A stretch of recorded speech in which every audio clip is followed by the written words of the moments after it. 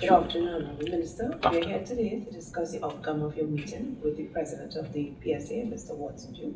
Could you please give us some information as to how the meeting went? Okay, this was not the first meeting that I've held with the PSA on the proposed Trinidad and Tobago Revenue Authority.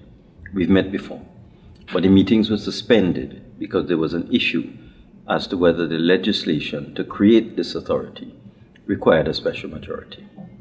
It was not certain because there was an older Privy Council decision that had said once you offer workers who are transitioning from the public service into a statutory authority options in terms of their job security, that was all that was sufficient and a special majority was not required, and the options would be to transfer to the new authority, to be redeployed in the public service, or to take early retirement.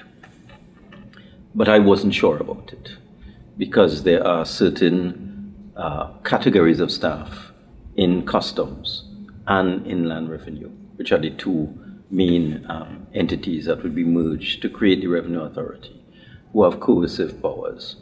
And I had a suspicion that if you're moving people out of the public service who have coercive powers, like a customs guard, for example, into authority, then you would require a special majority. So we went and we got opinions from 3 senior councils in Trinidad and Tobago, and they confirmed that yes, it would be advisable to go with a special majority. So we drafted the special majority legislation, laid it in the Parliament, and it's currently before a joint select committee of Parliament. And we hope to resume the meetings on that legislation within the next couple of weeks, at the beginning of September. So I decided in that context to ask Mr. Duke, ask the PSA, because there were 12 of them that came, what were their issues and what were their concerns. And they all revolve around job security and employee benefits. So one of the issues, for example, was would workers who transfer from the public service into this new authority be permanent or on contract? That was one issue.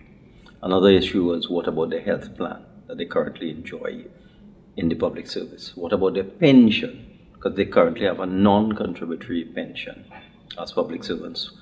What sort of pension plan would they have in the authority? Mr. Duke also asked, which is something that had been raised before, what about successorship for the Public Services Association?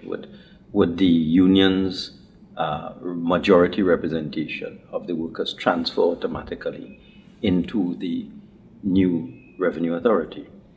So that at the end of it all, I asked the PSA to codify what they were asking, put it into writing, so you can have a clear understanding of exactly what the issues are, and then take those and move forward. And then the PSA suggested that we settle a memorandum of understanding, an agreement between the government and the PSA as to what sort of shape or form this new revenue authority would take and what sort of protection the workers would have in terms of benefits, job security, their positions, and that sort of thing. And he gave an undertaking that within a month, I'm hoping perhaps I can get it before, that we will have a document from the PSA clearly identifying what their concerns are and what they think the solutions to these concerns are. And we might also have a draft memorandum of understanding by that time. So the Permanent Secretary in the Ministry of Finance was mandated to work with the President of the PSA to draft this memorandum of understanding going forward, which once we can agree on it, once the government can agree, because it will require cabinet approval, of course, and we can sign it, then we can move forward. I must say the meeting was very cordial, as the meetings with Mr. Duke always are, and we made a lot of progress. So I'm quite comfortable as to how the meeting went. Of course, in meetings we're very structured, very polite to each other, very formal. Outside of meetings, you know, sometimes a bit of politics gets into play. But I personally don't let that bother me. I deal with the issues on the table in the meetings in a very formal, structured way, and we have mutual respect, and everything is orderly and everything is done proper manner.